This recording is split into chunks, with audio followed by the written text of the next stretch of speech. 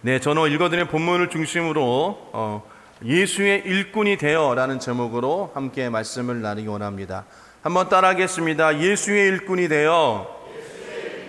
한 번 더요. 예수의 일꾼이 되어. 예, 우리 옆 사람과 인사할 때 당신은 예수의 일꾼입니다. 인사하겠습니다. 당신은 예수의 일꾼입니다. 아멘. 네, 읽어드린 본문의 제목처럼 저와 여러분들이 하나님의 귀한 일꾼 되어짐을 기억하는 그런 시간 되어지기를 주의 이름으로 소원합니다. 우리가 삶을 살면서 여러 가지 소식을 듣습니다. 뉴스를 통해서 또 인터넷을 통해서 여러 가지 TV나 라디오를 통해서 여러 가지 소식을 듣습니다. 근데 그 소식 중에 좋은 것도 있지만 좋지 못한 소식도 있죠. 누구나 다 좋은 소식을 듣기를 원하실 것입니다. 우리 고3들은 대학 입학에, 그런 합격에, 또 우리 직장인들은 승진의 귀한 소식, 또 여러 가지 우리가 좋은 소식을 듣기를 원하는 것입니다. 그리고 그 좋은 소식을 들었을 때 우리는 기쁘고 행복하고 또 여러 가지 삶의 보람 같은 것을 느끼게 되어집니다. 하지만 그와 반대로 좋지 못한 소식을 들을 때는 우리는 우울하게 되어지고 낙심하게 되어지고 또 심지어는 불안하기까지도 합니다. 이렇듯 소식에 따라, 소식의 종류에 따라 좋기도 하고 행복하기도 하고 또 불행하기도 하고 슬프기도 한다라는 것입니다. 사람은 누구나 이렇게 좋은 소식을 듣기를 원하고 아름다운 소식을 듣기를 원합니다. 근데 여러분, 말씀드린 것처럼 요즘 좀 안타까운 소식이 들려오죠. 말씀드린 것처럼 18일부터 의료계에서 메이저 병원뿐만 아니라 동네 병원까지도 휴진을 하려고 한다라는 그런 뉴스가 나왔습니다. 그런데 또 불행 중 다행인 것은 환자를 떠날 수 없다라는 그런 병원과 의사들도 있다라는 것이에요. 그래서 그 시위에 불참한다라는 것을 밝히고 있다라는 것입니다. 여러분, 속히 이 의료 사태가 해결되어져서 환자들의 피해가 최소화되고 또 정상화되기를 여러분 기도해 주시길 바랍니다. 여러분, 이렇게 슬픈 소식이 있지만 또 우리에겐 기쁜 소식이 있습니다. 무엇보다도 우리 인류에게 가장 기쁜 소식이 무엇일까요? 그것은 바로 우리가 예수를 믿음으로 구원을 얻어 영생을 얻는다라는 것입니다. 우리에게 거듭난 생명, 또 하늘로부터 새 생명을 우리가 얻을 수 있다라는 그런 소식만큼 더 귀한 것은 없다라는 것입니다. 우리가 잘 아는 것처럼 예수 그리스도를 믿기만 하면 죄 사함을 받고 새 사람이 되고 하나님의 자녀가 되는 동시에 하나님 나라의 백성이 되어서 영원한 복을 누리게 되어진다. 여러분, 이것은 너무나도 기쁜 소식인 것입니다. 그리고 그 기쁜 소식을 우리는 들었고 또 그 소식으로 인하여서 우리가 지금 믿음 생활을 하고 있다는 것입니다. 그런데 여러분, 이런 기쁜 소식을 받은 저와 여러분들에게 하나님께서 사명이라는 것을 주셨다는 것입니다. 그 사명은 우리가 잘 아는 것처럼 그 기쁜 소식을 전해야 된다는 것이죠. 사도 바울은 이 기쁜 소식을 전하지 않으면 너희들에게 화가 미칠 것이다 라고 이야기하고 있습니다. 고린도전서 9장 16절 말씀 보면 내가 복음을 전할지라도 자랑할 것이 없음은 내가 부득불할림이라 만일 복음을 전하지 아니하면 내게 화가 있을 것이로다 라는 것입니다. 여러분, 그렇기 때문에 우리가 주의 복음을 전하고 증거할 수 있는 그런 자 되어지길 주의 이름으로 축복합니다. 그 영혼이 죽어가고 있다는 것이에요. 여러분, 우리의 부모님, 우리의 자녀들, 우리의 남편, 아내가 죽어가고 있는데 여러분, 우리 어떻게 하겠습니까? 우리 기쁜 소식을 전해야지 않겠습니까? 만약에 그냥 둔다라면 그 책임을 하나님께서 우리 가운데 물으실 것입니다. 이렇듯 여러분, 이 기쁜 소식을 듣고 또 그 사명을 아는 것이 참으로 중요하다는 것입니다. 이 기쁜 소식을 전하는 것을 우리는 선교 또는 전도라고 그렇게 이야기하는 것이죠. 기쁜 소식을 전한다라는 것입니다. 이 기쁜 소식을 전할 때 온 교회가 협력해서 하나된 마음으로 나아갈 때 큰 역사가 일어남을 여러분 기억하시기를 바랍니다. 여러분, 18세기에 미국에 영적 부흥을 일으킨 사람이 있었는데요. 그는 굉장히 위대한 신앙의 사람이었습니다. 그는 조지 휘필드라는 그런 사람이었는데요. 이 사람이 없었다면 18세기에 미국의 영적 각성과 부흥은 일어나지 않았다라는 것입니다. 미국이 영적 부흥을 맞지 못하면 또 미국이 많은 선교사들을 파송하지 않았을 것입니다. 그리고 우리나라에도 아펜젤러나 언더우드 같은 훌륭한 선교사도 오지 않았을 것이에요. 그러면 이 나라가 복음이 전하지 않았다면 지금 우리가 어떠한 삶을 살고 있겠습니까? 여러분, 좀 생각만 하고 상상만 해도 좀 끔찍한 일이 되어질 것 같습니다.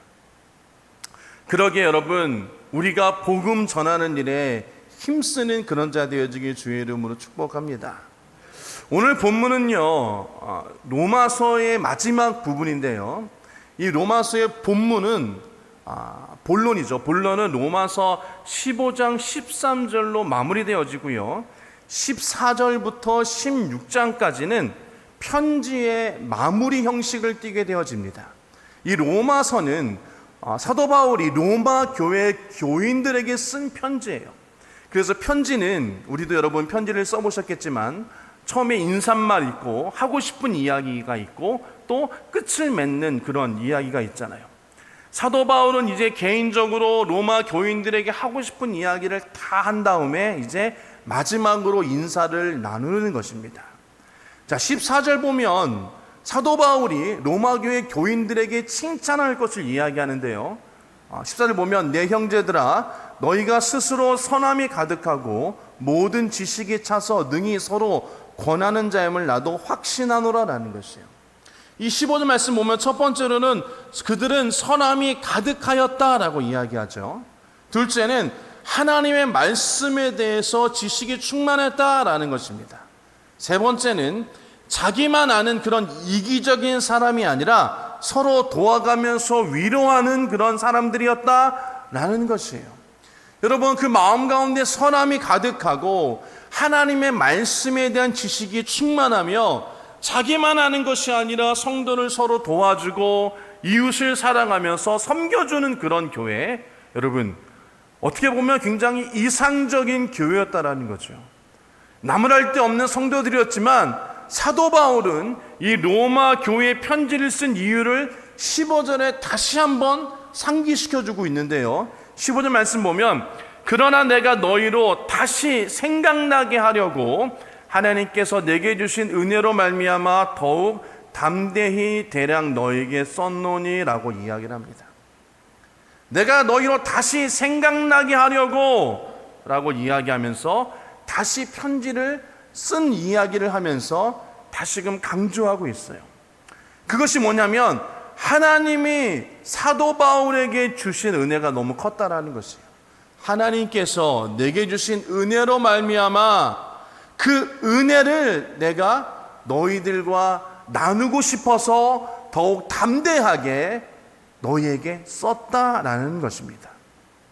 로마 교인들로 하여금 다시금 그 감격한 하나님의 은혜를 생각하면서 그 감격을 회복시켜 주고 싶었기 때문에 사도 바울이 로마서를 썼다라는 것이에요. 여러분, 사도 바울이 어떠한 사람이었습니까? 그는 예수 믿는 사람들을 잡아다 오게 가두는 사람이었어요. 예수 믿는 사람을 핍박하던 그런 사람이었습니다. 그런데 그가 다메섹 도상에서 부활하신 예수 그리스도를 만났습니다. 그리고 그가 회심하고 또 그가 받은 것을 그는 은혜라고 표현하고 있다는 것이에요.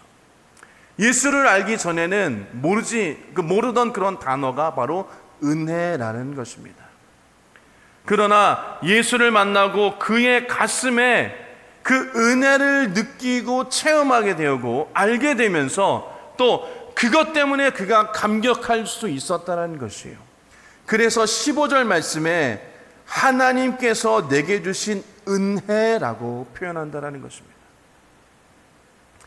하나님께서 주신 그 은혜를 내가 너희들에게 나누고 싶어서 내가 이 편지를 썼다라는 것이에요. 그리고 그것을 나눠주려는 사도 바울의 심정이 고백되어 있는 것이 그 15절의 말씀인 것입니다. 여러분, 은혜라는 것이 무엇입니까? 그 은혜는요, 은혜를 생각해 보면 받을 자격이 또 자격이 없는 사람이 혜택을 받았다라는 것이에요. 그리고 무언가를 얻었다라는 것이에요. 그것을 우리는 은혜라고 이야기하는 것입니다. 당연히 내가 받을 것, 당연히 내가 얻을 것을 그것을 받고 얻었다고 해서 내가 은혜 받았다라고 그렇게 이야기하진 않습니다. 내가 받을 수 없고 얻을 자격이 안 되지만 그래도 내가 그것을 얻고 그것을 내가 얻었다면 그것이 은혜라고 우리는 표현한다라는 것이죠. 사도 바울이 하나님 앞에서 받은 은혜가 무엇일까요? 그리고 그 은혜로 말미암아 사도 바울은 하나님의 일꾼이 되었다라는 것입니다. 그 은혜가 첫 번째로는 구원의 은혜가 되어진다라는 거죠. 한번 따라합시다. 구원의 은혜. 한 번 더요. 구원의 은혜. 여러분, 이 구원의 은혜, 사도 바울이 받은 이 구원의 은혜가 저와 여러분들에게도 동일하게 주어졌음을 감사해야 될 줄 믿습니다. 나 같은 죄인이 구원받았다라는 것이에요. 죽을 수밖에 없는 죄인이 예수님을 통하여서 구원받았다라는 것입니다. 사도 바울은 내가 예수 믿는 사람을 잡아 죽고 옥에 가두던 사람이었는데 그런 사람을, 예수 믿던 사람을 핍박했던 그 나를 예수님께서 보여주시고 나타내 주시고 나를 사랑하셔서 그 구원의 은혜를 주셨다라는 것이에요. 그래서 사도 바울은 로마서를 통하여서 그 구원의 은혜를 말씀하고 있는데요. 로마서 3장 24절 말씀이 대표적인 말씀입니다. 한번 우리 로마서 3장 24절 읽어볼까요? 시작.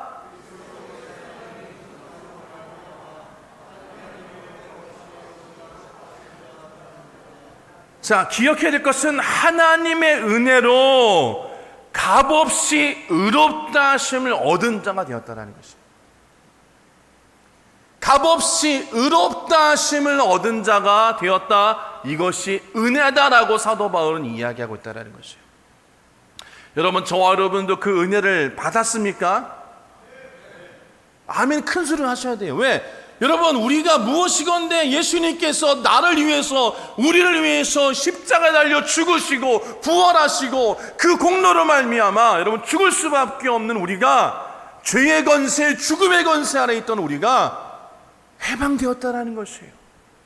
죄의 권세, 죽음의 권세에서 해방되었다라는 것이에요. 왜? 우리는 아무것도 한 것이 없다라는 것이, 아무 공로 없다라는 것입니다. 그런데 예수님께서 저와 여러분들을 사랑하셔서, 하나님이 우리를 사랑하셔서 예수를 보내주심으로 말미암아 그 은혜로 값없이 우리가 의롭다 하심을 얻었다, 칭의가 되었다라고 말씀하고 있는 것입니다.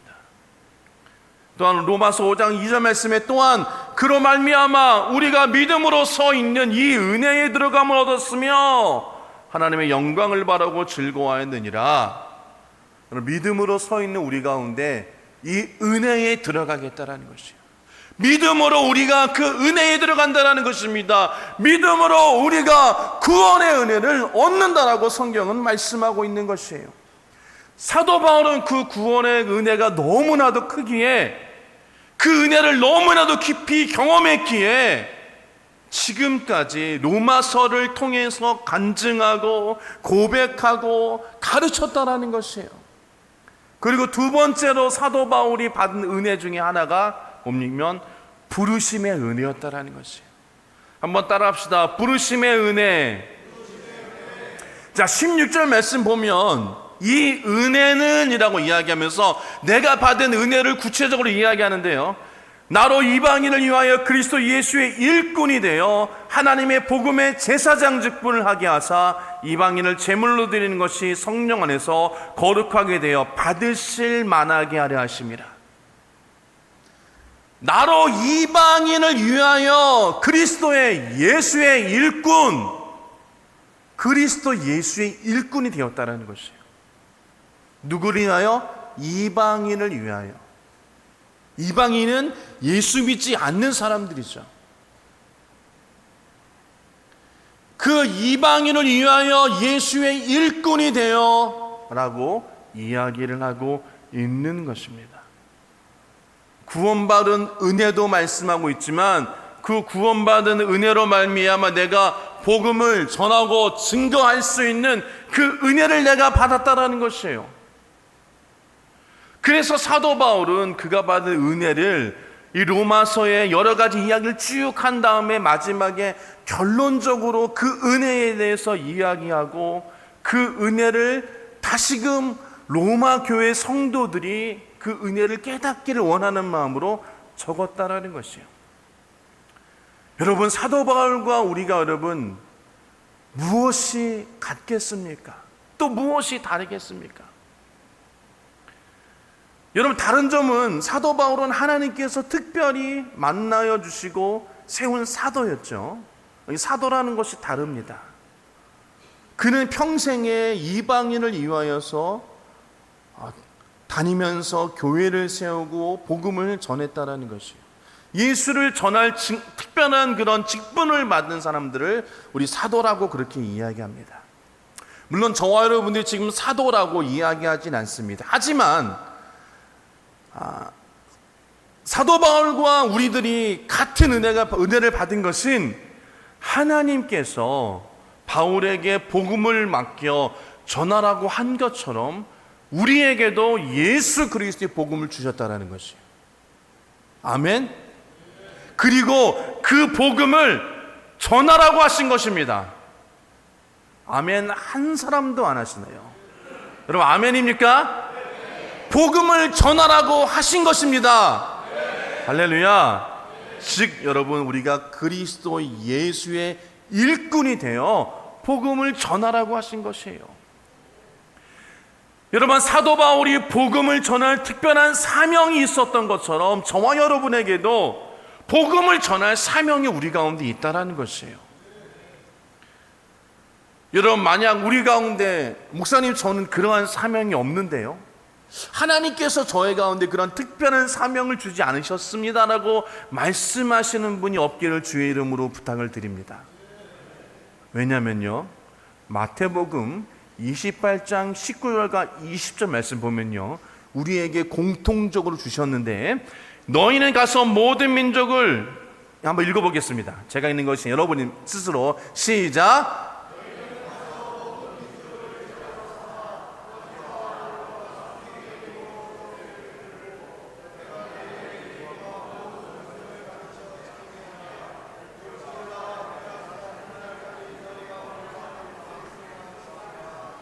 아멘. 이것이 여러분 우리가 예수님의 마지막 지상 명령이라고 이렇게 이야기하는데요, 너희는, 여기서 너희가 누굴까요? 옆 사람 한번 쳐다보세요. 너희는 주님께서 저와 여러분들을 말씀하시는 것이에요. 너희는 가라는 겁니다. 모든 민족을 제자로 삼아 아버지와 아들과 성령의 이름으로 세례를 베풀고 내가 너에게 분부한 모든 것을 가르쳐 지키게 하라. 볼지어다 내가 세상 끝날까지 너희와 함께하리라. 여러분, 저와 여러분들에게 말씀하신 것은 모든 민족을 제자로 삼으라는 것이에요. 모든 것을 내가 가르쳐 지키게 하라는 것이에요. 무엇입니까? 하나님의 말씀의 복음을 가르쳐 지키게 하라는 것이에요. 전하라고 말씀하시는 것입니다. 여러분, 우리에게도 사도 바울 같은 복음을 전할 사명이 있다는 것을 반드시 기억해야 될 줄 믿습니다. 여러분, 그럼 왜 복음을 전하는 것이 사도 바울에게 은혜가 되었을까요? 몇 가지 좀 생각해 보기를 원합니다. 첫 번째로, 여러분, 그것을 전도라고, 복음 전하는 전도라고 이야기합니다. 선교, 전도. 이 전도는 예수 그리스도의 일꾼으로 부름받았다는 것을 의미하기 때문에 은혜가 되어진다는 것이에요. 예수 그리스도의 일꾼으로 우리가 부름받았다는 것이에요. 예수의 일꾼이 되었다는 것입니다. 그렇기 때문에 그것이 나에게 은혜가 되었다는 것이에요. 아니, 목사님, 주님의 일꾼 되었다는 것이 무엇이 은혜입니까? 그건 목사님이나 전도사님이나 선교사님이나 그렇게 하는 것이, 나는 그것이 은혜가 아닙니다라고 여러분 하지 않기를 제발 주님으로 부탁을 드립니다. 저와 여러분들이 그리스도의 일꾼으로 부름 받았다라는 것이에요. 그것이 은혜라는 것이에요. 하나님께서 나에게 일을 맡기셨다라는 것입니다. 아우, 목사님, 부담되게 왜 하나님께서 저에게 일을 맡기셨을까요? 피곤하고 부담되게. 여러분, 그 일을 맡겼다는 그것 자체가 은혜라는 것을 기억하시기를 바랍니다. 왜? 내가 무엇이건데 일할 수 없는 그런 자격이 없음에도 불구하고 하나님의 나라를 위하여서 나에게 일을 맡기셨다라는 것이에요. 부족하고 연약하고 나약하고 그런 나에게 하나님께서 일을 맡기셨다라는 것이에요. 16절에 보면 사도 바울이 이야기하는데요. 이 은혜는 곧 나로 이방인을 위하여 그리스도 예수의 일꾼이 되어 이방인을 위하여서 일꾼이 되라고 나에게 맡기셨다라는 것이에요. 여러분, 나에게 맡기셨다, 일꾼이란 이야기는 주인이 그 사람을 신뢰해야지만이 일을 맡길 수 있는 거예요. 그 사람을 내가 믿기 때문에 그 일을 맡기는 것입니다. 자기 마음에 들지 아니하면 어떠한 것도 맡기지 않아요, 여러분. 여러분, 고양이에게 생선을 맡기겠느냐라는 그런 속담이 있다는 것이에요. 왜? 맡기면 여러분 고양이가 그것을 물고 도망가고 다 먹어버리기 때문에 결코 맡기지 않는다라는 것이에요. 그것처럼 일꾼이 되어졌다라는 것은 하나님이 그만큼 믿고 있기 때문이라는 것이에요. 부족하고 연약하고 할 수 없지만 하나님께서 나를 믿어주셨다라는 것에 우리가 큰 은혜가 있다는 것을 기억하시길 원합니다. 여러분, 그것을 영어 성경으로 보면요, 미니스터라고 번역되어 있습니다. 16절에 보면 영어로 to be minister라고 이야기를 합니다. 이 말은 목사를 이야기하고 성직자를 말하기도 하고요, 또 정부의 장관을 이야기도 합니다. 이 말의 본래 의미는 성직을 맡은 사람이라고 이야기를 하는 것입니다. 즉, 이 말이 본문에 나오는 일꾼이라고 해석되어졌는데요, 그리스도의 복음을, 예수 그리스도의 복음을 전하는 그 일에 있어서 그 일이 하찮은 것이 아니라는 것입니다. 중요한 일이라는 것이에요. 거룩한 일이라고 이야기하는 것입니다. 그래서 그것을 성직이라고 이야기하는 것이에요. 그 거룩한 일을 맡아서 하는 사람을 성직이라고 이야기하는 것입니다. 복음 들고 나가서 하나님의 복음을 전하는 그런 사람이 거룩한 사람이 되어지는 것입니다. 그런 사람이 성도, 거룩한 하나님의 백성이 되어지는 것이에요. 그것이 예수 그리스도의 일꾼이라고 성경은 말씀하고 있는 것이에요. 저와 여러분이 성도입니다. 하나님의 거룩한 일을 하는 자가 되어지는 것이에요. 그렇기 때문에 저와 여러분들이 하나님의 일꾼이라는 것을 반드시 기억하시길 주의 이름으로 축복합니다. 그 일꾼은 예수 그리스도의 복음을, 예수 그리스도의 이름을 온 세상에 전하는 것입니다. 하찮은 것이 아니라는 것이에요. 여러분, 예수님께서 제자를 부르신 데는 목적이 있습니다. 그 목적은 우리가 잘 아는 것처럼 사람 낚는 어부가 되게 하리라라고 말씀하셨습니다. 예수님이 우리에게 성령을 부어주신 이유가 있습니다. 예수님이 우리에게 믿음을 주신 이유가 있습니다. 하나님이 우리를 세우신 목적이 있습니다. 그것은 땅끝까지 이르러 예수 그리스도의 증인이 되라고 말씀하시는 것이에요. 사도행전 1장 8절 말씀 보면 오직 성령이 너에게 임하시면 너희가 권능을 받고 예루살렘과 온 유대와 사마리아 땅끝까지 이르러 내 증인이 되라 하시니라라고 말씀하셨습니다.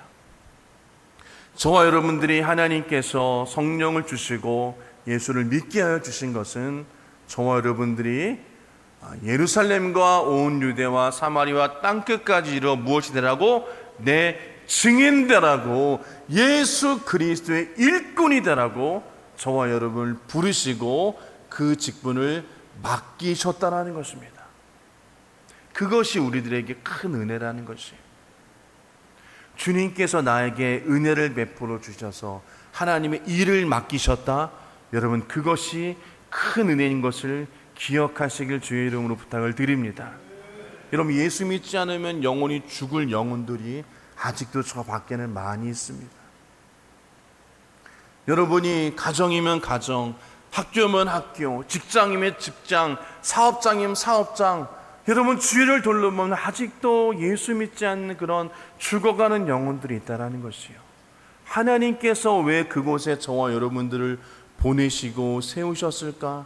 주의 복음을 전하고 증거하라고 우리 가운데 일꾼이다라고 말씀하신 것을 기억하시기를 원합니다. 하나님의 복음이라는 것이에요. 사도 바울은 평생 여러분 이 하나님의 구원과 또 그 일을 맡겨주심에 감격해서 그가 삶을 살았다는 것이에요. 그가 때로는 목숨에 위협받을 때도 있었습니다. 때로는 두들겨 맞을 때가 있었어요. 감옥에 갇힐 때도 있었습니다. 하지만 그는 그럴지라도 하나님 앞에 감사함으로 나에게 맡겨주신 그 사명을 위해서 그리스도의 일꾼으로 부르신 그것에 감사하는 마음으로 그가 평생 삶을 살았습니다. 디모데전서 1장 12절 말씀 보면 나를 능하신 그리스도 예수 우리 주께 내가 감사함은 나를 충성되이 여겨 내게 직분을 맡기심이니. 한번 따라합시다. 내게 직분을 맡기심이니.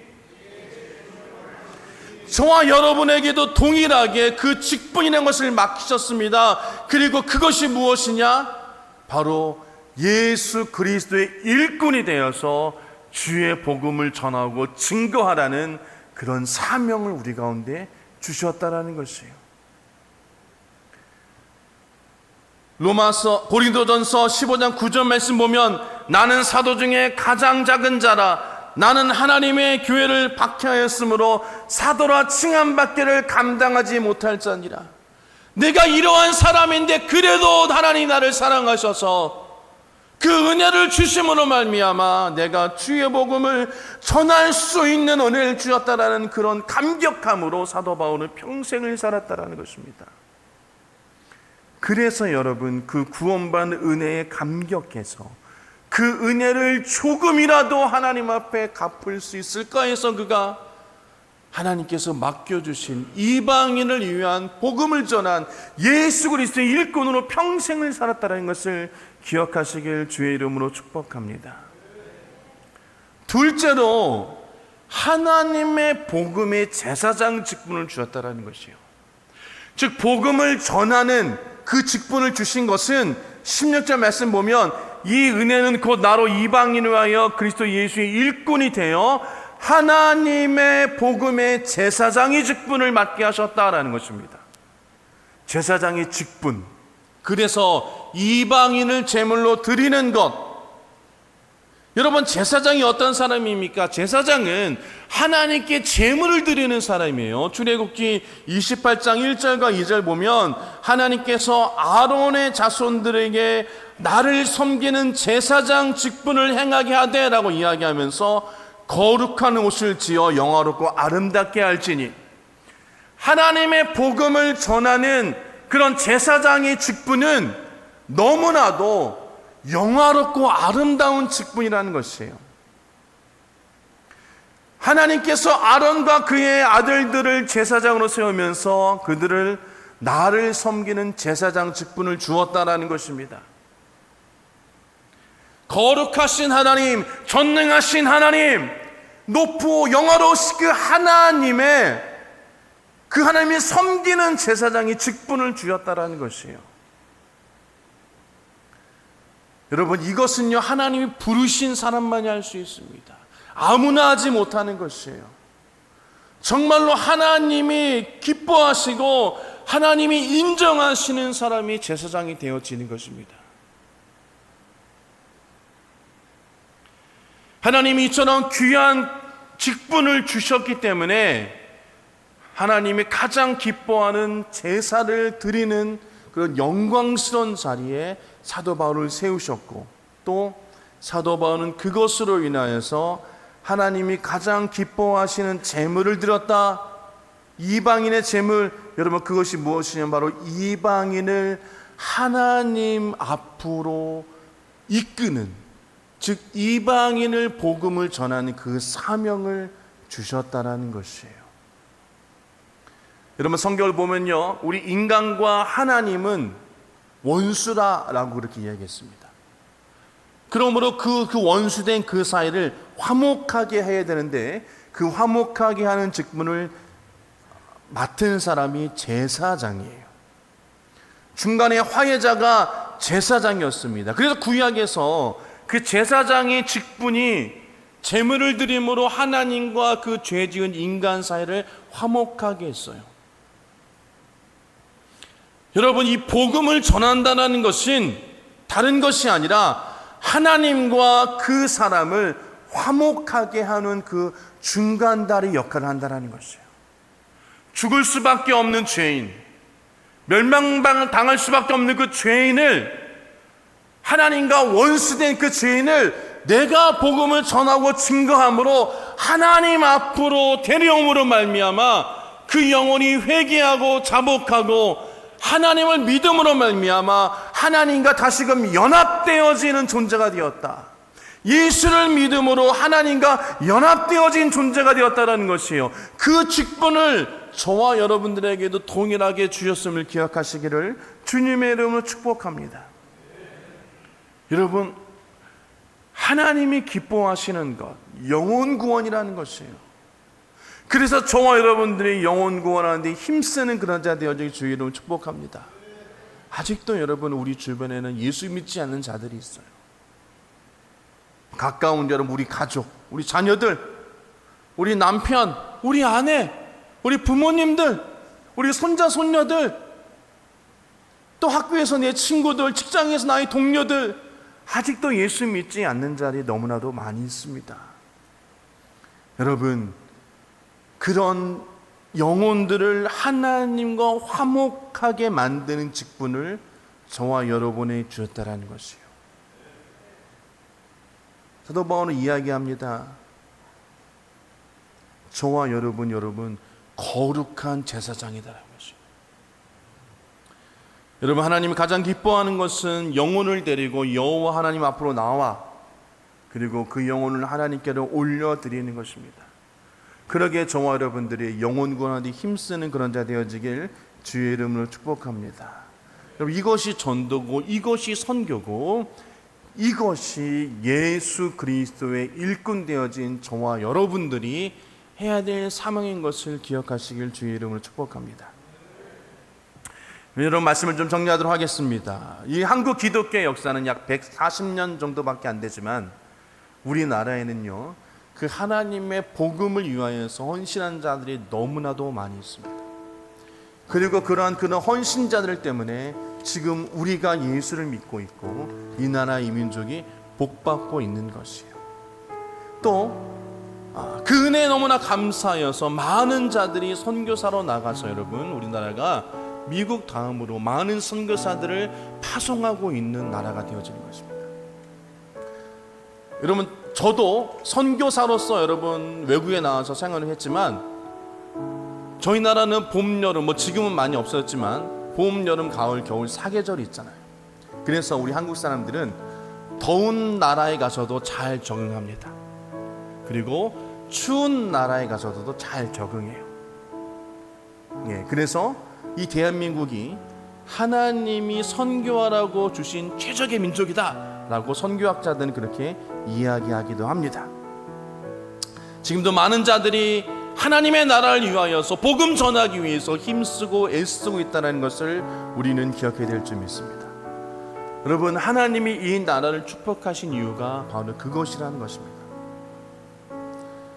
저와 여러분들에게 이 하나님께서 주신 은혜에 감격함이 있길 주의 이름으로 부탁을 드립니다. 하나님의 은혜에 대한 감사함이 있길 주의 이름으로 축원합니다. 그리고 한 걸음 더 나아가 그 은혜에 감사하여서 나에게 복음 전하라고 사명 주신 것에 대한 감사함이 있길 주의 이름으로 축복합니다. 여러분, 하나님의 나라가 이 땅에 이루어지고 많은 사람들의 삶에 예수 그리스도의 복음이 전하고 증거되어야 됩니다. 그럴 때 여러분, 이 나라에 있는 모든 흑암의 세력, 사단의 세력이 무너지고 악의 여러분 세력이 무릎 꿇게 되어지는 것입니다. 여러분, 지금도 사단의 권세에 이끌려 구원받지 못하는 영혼들이 많이 있어요. 우리가 하나님의 나라와 그 의를 위하여 복음을 전하고 증거할 때에 하나님께서 우리의 삶을 더욱더 풍성하게 하여 주시고 우리 가운데 더 큰 은혜 주실 줄 믿습니다. 우리 모두는 하나님의 일꾼입니다. 그리스도의 일꾼임을 기억하면서 우리의 삶이 하나님께 영광 돌리는 삶을 살아야 됩니다. 우리의 말과 행동은 하나님의 사랑과 하나님의 은혜를 전하고 증거하는 그런 삶과 말이 되어야 될 줄 믿습니다. 그리고 복음 전하는데 우리의 모든 것들을 사용해야 되는 것이에요. 그것이 바로 우리가 하나님의 일꾼으로서의 가져야 할 태도임을 반드시 기억하시길 바랍니다. 그래서 저와 여러분들이 있는 그곳에서, 가정이면 가정, 직장이면 직장, 학교면 학교, 사업장이면 사업장, 그곳에서 하나님의 복음을 전하고 증거하며 영혼 구원하는, 그것에 힘쓰는 그런 그리스도의 참된 일꾼 되어지기를 주님의 이름으로 축원합니다.